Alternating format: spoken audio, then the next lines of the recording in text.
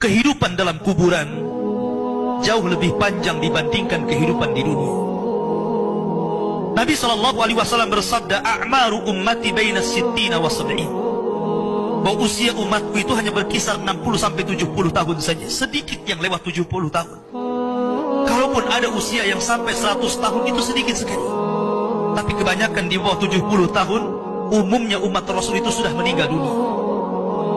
Tetapi ketika orang masuk ke dalam kuburan, usia dia di kuburan sampai kiamat ditegakkan itu panjang sekali. Anda bisa bayangkan, orang yang meninggal sejak zaman Nabi Adam sampai hari ini kiamat tidak dibangkit-bangkitkan, menunjukkan bahwa kehidupan kuburan jauh lebih panjang dibandingkan kehidupan dunia. Dari sinilah maka wajar seorang mukmin harus takut dengan kehidupan kuburan. Ma'asyiral muslimin yang dimuliakan Allah Azza wa Jalla. Tetapi para ulama mengatakan, apakah orang yang mendapatkan adab kubur itu munqati atau mustamir, terus menerus ataukah terputus? Kata para ulama, adab kubur itu hanya terputus dengan tiupan sangkakala Israfil. Ketika itulah Nabi SAW menceritakan bahwa Allah Subhanahu wa Ta'ala memerintahkan kepada Israfil untuk meniup sangkakala yang pertama. Disinilah adab kubur terputus. Karena ketika itu seluruh orang mati, baik orang yang ada di atas bumi atau yang ada di bawah bumi, baik kalangan jin, baik malaikat, kecuali makhluk-makhluk yang Allah kehendaki saja, semua hancur.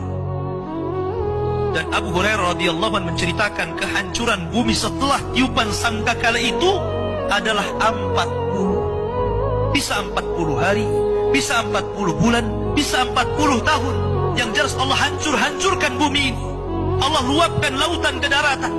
Allah jatuhkan bintang. Allah hancurkan gunung sehingga seperti kapas yang dihempas angin. Itulah yang disebut dengan kehancuran alam atau hari kiamat. Baru setelah kemudian bumi tidak bulat lagi, tapi bumi terhampar. Allah ganti bumi yang kita pijak dengan bumi yang baru. Itulah yang disebut dengan padang mahsyar. Maka disitulah Allah Subhanahu wa Ta'ala memerintahkan Israfil untuk meniup sangkakala kebangkitan. Yang kedua kalinya Israfil pun kemudian meniup sangkakala. Maka dari situlah manusia keluar dari perut bumi. Wa akhrajatil ardu athqalaha. Allah keluarkan beban-beban beratnya.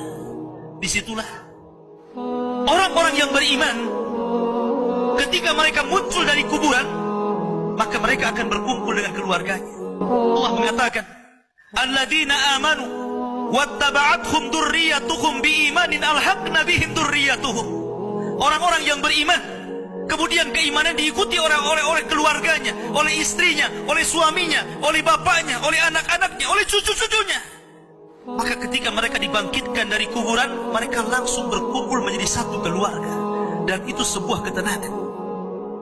Tapi orang-orang di luar daripada beriman, mereka keluar dari perut bumi seperti dua binatang. Pertama Allah contohkan dengan laron yang berterbangan. Anda bisa melihat laron apabila terbang di atas lampu atau di sekitar lampu. Lihat bagaimana cara terbangnya. Mereka akan saling tubruk dengan kawan-kawannya. Karena pada hari itu anak lari dari orang tuanya, suami lari dari istrinya, orang tua lari dari anaknya. Terkadang mereka bertubruk satu dengan yang lainnya. Yang kedua seperti belalang kal jaradil muntashir.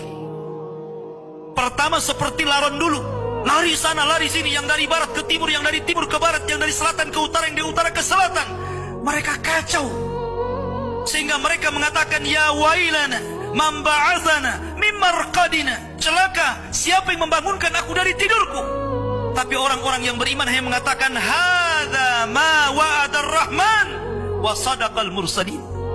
Inilah janji Allah kepada kalian dan benarlah ucapan para rasul. Baru setelah itu dari padang mahsyar berteriak seorang yang Allah suruh untuk berteriak. Mulailah kemudian mereka teratur. Maka mereka akan berjalan ke satu titik. Disitulah yang disebut dengan padang mahsyar. Mereka akan tinggal selama 50 tahun telanjang, kembali tidak dikhitan, tidak pakai sandal, matahari dekatkan 1 mil, keringat bercucuran, tidak ada makan, tidak ada minum. Mereka berdiri 50 tahun.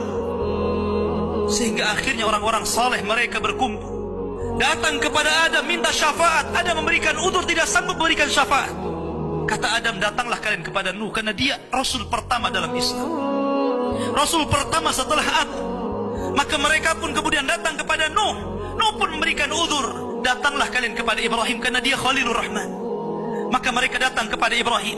Kata Ibrahim, aku tidak sanggup berikan syafaat, datanglah kalian kepada Musa, karena dia Kalimur Rahman.